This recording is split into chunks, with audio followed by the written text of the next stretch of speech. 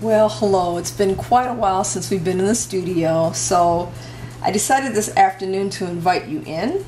And today I've been working on Bickham Script, which is a font, and I'm adjusting envelopes in this particular style. So what I did was, just to get me going, I sort of traced some samples of it, and that's what you're looking at right here.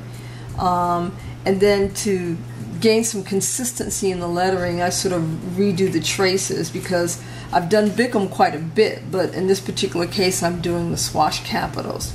So I want you to see sort of my process. So to give you an example, I'm going to write our First Lady's name, just First Lady Michelle Obama, and this is going to be Marlean's version of Bickham.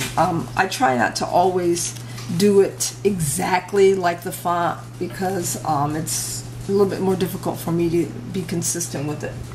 So here we go.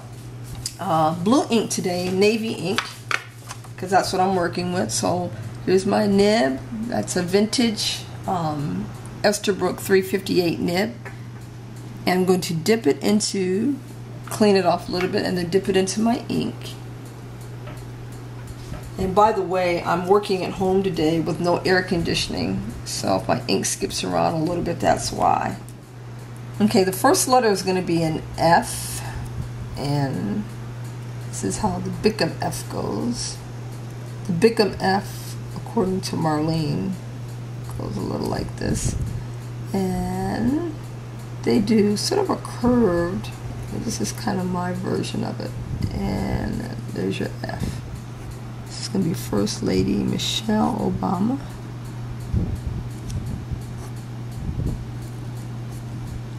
And I always move on to the next letters before I cross T's so that my ink is dried a little bit.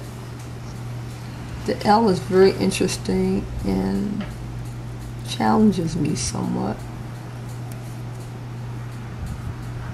And that's not the best looking L, but we're in the studio together, so you can see my faults as well as my successes.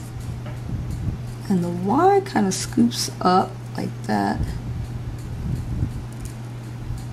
And here's the M, which I do M's a lot, so kind of nail the M and kind of flourish coming back.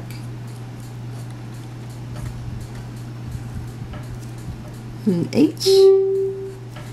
Now there are different variations of the L's, but I'm going to keep mine all closed because I don't want much flourishing in between the letters, just on the capitals. Got to dip one more time. And the O has some swashes here, here, and right there.